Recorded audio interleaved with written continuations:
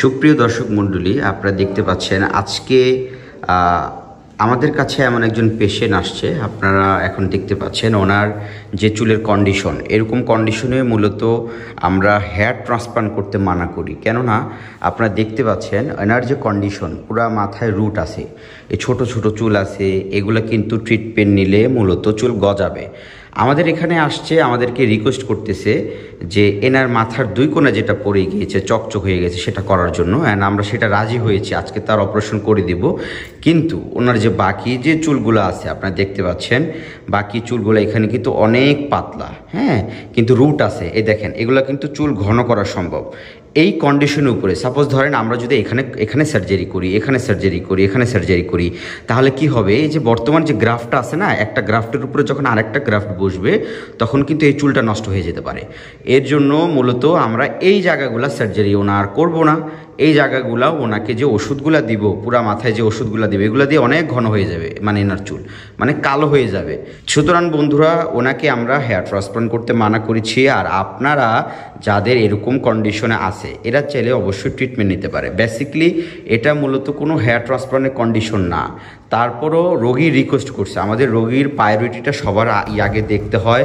ওনার যে মাথার দুই কোণায় যে চুলগুলো পড়ে গিয়েছে, এখানে জাস্ট আমরা 1400 গ্রাফট আজকে আমরা হেয়ার ট্রান্সপ্লান্ট করে দিতে রাজি হয়েছি। ভাইয়া, এই যে আজকে সার্জারি করতে আসছেন, এই চুল নাই, মানে আপনার কাছে কেমন হতাশা ফিল করছেন? আমাদের অনেক খারাপ লাগতেছে, কারণ বন্ধু বান্ধবের সামনে যাইতে পারতেছি না, চুল নাই, বিরক্ত লাগতেছে।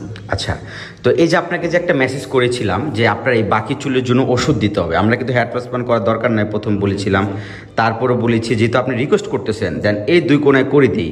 এই ব্যাপারটা কি আপনি বুঝছেন? জি বুঝছি।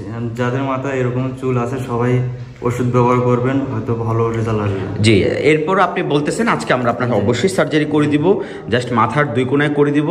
এই জায়গাগুলা মূলত ওষুধ দিলে এগুলো পুরোটা ঘন হয়ে যাবে। সুতরাং এই রোগীর যে স্যাটিসফ্যাকশন সেটা সবার আগে। সুতরাং আমরা বন্ধুরা ওনার এখন হেয়ার ট্রান্সপ্লান্ট করবো। আপনারা দেখতে পাচ্ছেন জাস্ট এই দুই কোণায় 1400 গ্রাফ করবো, কিন্তু বাকি চুলগুলা এরকম যাতে কন্ডিশন, এরকম কন্ডিশনে অবশ্যই আপনার ওষুধ দিতে হবে। ওষুধ দিলে কি হবে? এই চুলগুলো অটোমেটিকলি ঘন হয়ে যাবে, এটা সার্জারি করার কোনো দরকার নাই।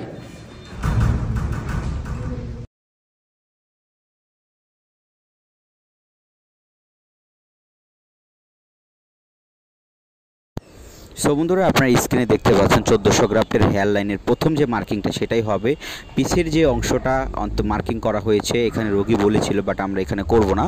আমরা জাস্ট প্রথম যে হেয়ার লাইনটা সেখানে করবো, কেননা গ্রাফট কম, অল্প গ্রাফট, মাঝখানে চুল লাগানো যাবে না। সুতরাং আমরা আজকে হেয়ার ট্রান্সপ্লান্টেশন অনলি তার হেয়ার লাইনটা করে দিচ্ছি, আর বাকি চুল ওনার অবশ্যই ওষুধের মাধ্যমে এটা ঘন করতে হবে।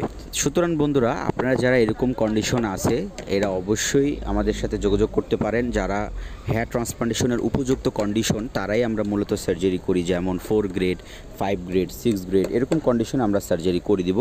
যদি ওনার মতো থাকে তাহলে আমাদের পরামর্শটা হচ্ছে ট্রিটমেন্ট নেওয়া, ওষুধের মাধ্যমে আগে যে চুলগুলো পাতলা আছে এগুলো ঘন করা, কেননা সার্জারির অংশটা খুব অল্প। আর দেখেন ওনার কিন্তু পুরো মাথায় চুল আছে যেগুলো বেবি হেয়ার, এগুলো ক্ষতিগ্রস্ত। এগুলো যদি উনি সময় মতো চিকিৎসা না নেয় তাহলে কী হবে? এগুলো আস্তে আস্তে পড়ে যাবে। সুতরাং ওনার যেহেতু আমরা রিকোয়েস্ট করেছি এর জন্য আমরা করে দিয়েছি।